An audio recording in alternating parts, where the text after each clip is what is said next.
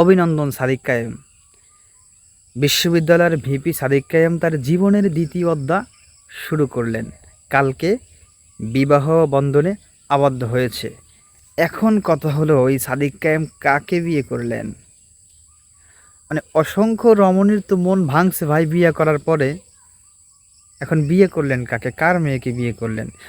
মানে সেটা এখন পর্যন্ত সিক্রেট, কাকে বিয়ে করছে। তারপর যতটুকু জানা গেছে, সাদিক কায়েম বিয়ে করছে রিলায়েন্স গ্রুপের সহকারী চেয়ারম্যানের মেয়েও ডাক্তার।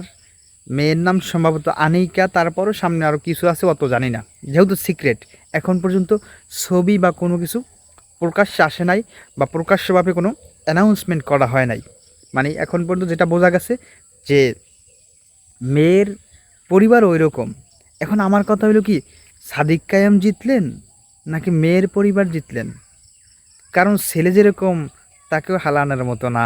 বাবার যতই টাকা থাকুক, কিন্তু সাদিক কায়েমকে ফালানোর মতো ওরকম না। আবার বাবার দিক থেকে মানে তারাও সেরকম।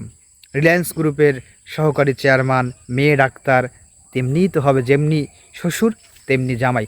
যাই হোক, তার জন্য শুভকামনা রইল। এই বিয়েতে অনেকেই ছিল, বিরোধী দলীয়, সরকার দলীয়, আট দলীয়, মানে সকল দলের নেতা, বন্ধুবান্ধব, শিক্ষক, ছাত্র অনেকেই ছিলেন মানে এই বিয়ে। তারপর দেখলাম অনেকে আবার এটা নিয়ে ট্রোল করতেছে। এই বিয়ে করছে, এটা নিয়ে ট্রোল করার কি আছে? মানে ট্রোলের তো তোমরা অন্য পর্যায়ে নিয়ে গেছো ভাই। মানে তারা জামাতের আমির সাহেব বিয়ে পড়াইলেন, ওসমান হাদিবের কবর জিয়ারত করছে, এই ভিডিও নিয়ে কেউ ট্রোল করো। বাট ট্রোলরা তোরা অন্য লেভেলে নিয়ে গেছো, সব জিনিস নিয়ে ট্রোল করে বেড়া।